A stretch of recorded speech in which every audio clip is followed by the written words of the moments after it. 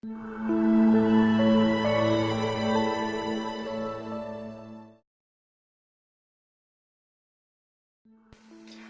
I'm Irene. Thank you for joining me as I share with you my 5 essential steps for planning your perfect marriage ceremony and entire wedding day. This program has been developed to help couples just like you plan their entire marriage ceremony and wedding day and have the day that they truly want for an amount they can afford that really represents them as people, represents you with what you want. So I hope you get some good value out of the information that I'll share with you.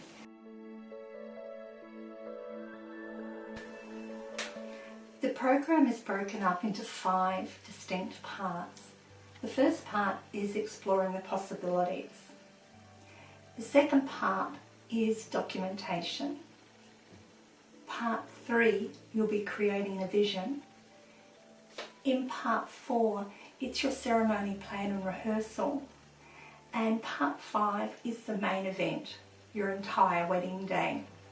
So I look forward to sharing this information with you and hope you get some really good value.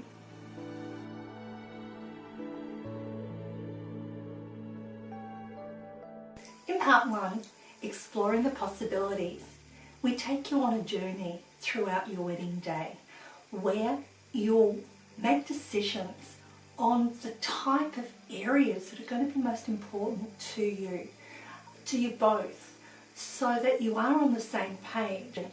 So in exploring the possibilities, you're going to look at arriving at the venue, how you arrive, how you actually come down the aisle to your significant other. You're going to explore what you're wearing, how your hair is, what's on your head, your jewellery, your shoes. You'll explore how the people with you are going to be made up, what they look like, who they are. You're going to explore your flowers that you're using, the type of music that you're having, the actual type of venue that's going to work best for you and the people that you want to join you. One of the big key areas that we do focus on are the people that are important to you, that are going to be at your ceremony with you, either taking part in your ceremony or as your audience. And why matching your venue with the people that are important to you is so important. I'd like to share with you something that happened a few years ago with a couple that I married. With this couple, the most important people to them were their grandparents, and they wanted their grandparents to be a big part of their marriage ceremony. But the location that they chose to have this ceremony was on top of the hill. They used to love to trek, and they found this location and thought it would be perfect. Well, the photos were exceptional. It was the most beautiful vision you could imagine. But here's the thing, their grandparents couldn't go up the hill to watch them. They couldn't be part of their ceremony. They couldn't share that most important time with them. All they could do was wish them well at the bottom of the hill. Now, with this couple, they would have loved the grandparents there more than anything, and that wasn't to be.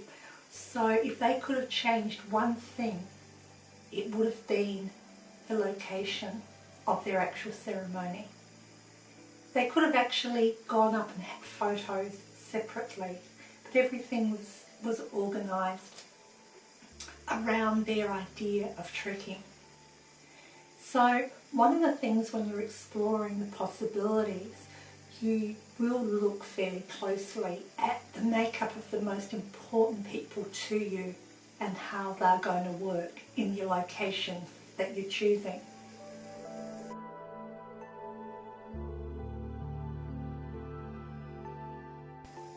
In part 2, we explore all of the documentation you're going to have during your marriage preparations and ceremony. So we go through your notice of intended marriage and the documentation that's required for your notice of intended marriage as far as your identity goes and the fact that you're over 18. We cover very briefly other documentation that may be required if you fall out of the normal parameters. We also go through the declaration of no legal impediment and the actual marriage certificates that you'll sign on the day. So nothing will be left to surprise. And it's actually good to have an understanding of what is required. I know I had an occasion where I took over a marriage ceremony from a different celebrant, and here's the thing, on the notice of intended marriage when I received it, although the couple had signed it in front of her, she'd actually forgotten to sign as a witness to their signature, which was a little bit of a problem. So we actually had to do a separate notice of intended marriage just to cover that error by the original celebrant.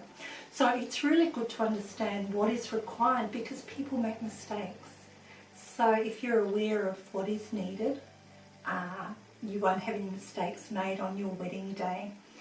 It'll also give you the opportunity to understand what things that you should be checking for prior to your wedding so that you don't go to your marriage ceremony with an incorrect spelling on your name or anything else. So this part too will be quite valuable just to have that knowledge.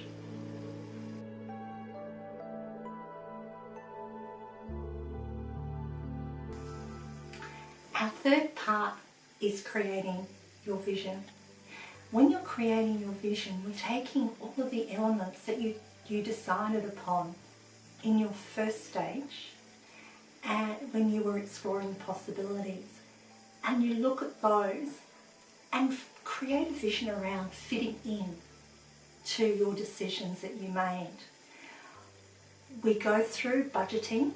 I find that budgeting is very important when you're planning any type of an event, and your events such as your marriage ceremony and wedding day is really important. You'll have a certain amount of money that you're going to be spending, and you want to make sure that your priorities are covered. The most important things to you are covered first, and you can work around the like to have after you've got your must-haves in place.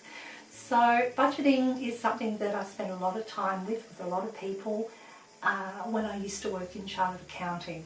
So it's an area that you will have a good understanding of when you're creating your vision. Another thing you're going to be covering in creating your vision will be your hair and your makeup, the dress that you're wearing, how your whole look is going. You're going to look at how you want things styled and what vendors that you will have as part of your ceremony and wedding day that are going to fit in with what your vision is. I'd like to share a story with you about a couple I married several years ago now. The bride was gorgeous and she had her eye on these shoes that had 8-inch heels. Now I'm not quite sure how she managed to stand in them, but her dress was all altered to take into account the height of her heels. But here's the thing, what she didn't think about was the height of her husband-to-be. And she would have towered over him when they were doing a kiss. So it was way too late to change the shoes. But what we decided upon, and look, there was a lot of humour through the ceremony, so it worked well. We had one of the groomsmen bring in some phone books for him to stand on prior to the kiss. Now everybody just absolutely laughed, and it was a bit of fun because as I announced them to do the kiss, he just put his hands behind his back and started whistling and looking up into the sky, and everyone was a little bit shocked. And so when the phone books came up, they just laughed, and he stood up there and they had their kiss, and it was beautiful. But it could have been a challenging situation if we weren't aware of it. So it doesn't matter what happens in your planning. If you think about it and create the vision that you want, you can really avoid these little pitfalls on your actual wedding day.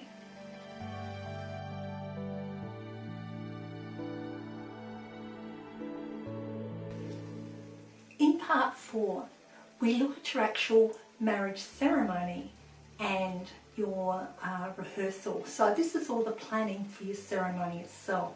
So we go through the various parts that make up a marriage ceremony, and you can have a look at what will work for you, what you would like to do within your ceremony to make it all about yourselves. In there we explore different options that you can have with ceremonies and what they mean, and we also look at your rehearsals and what goes on in a rehearsal for a marriage ceremony.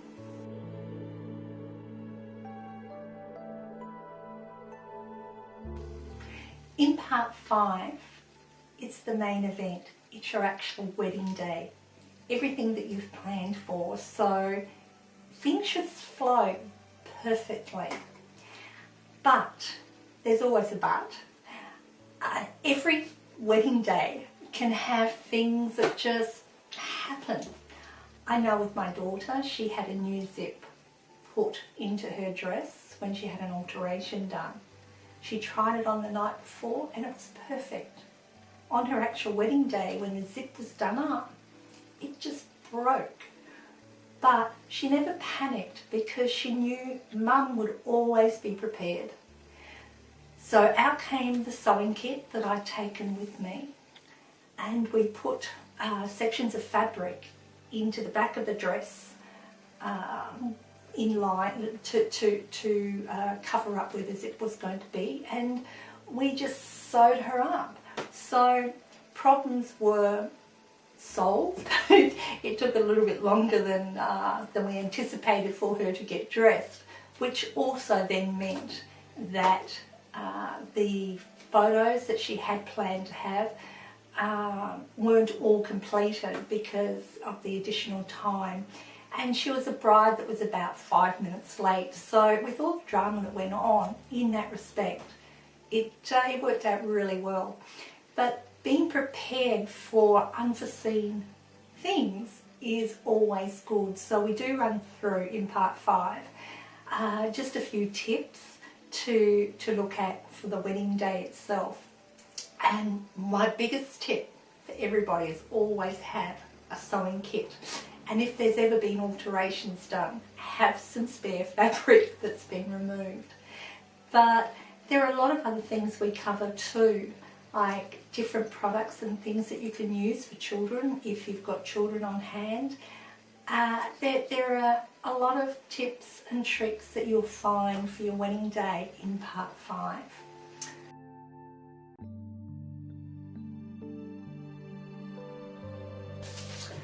So I hope you've had some value today on this overview of my 5-part program for essentials for planning your marriage ceremony and wedding day. I do hope that you've found some tips and tricks in here that will be beneficial to you on the day. But better still, join me for the entire course. It's available online, so remember to register and we'll see you soon.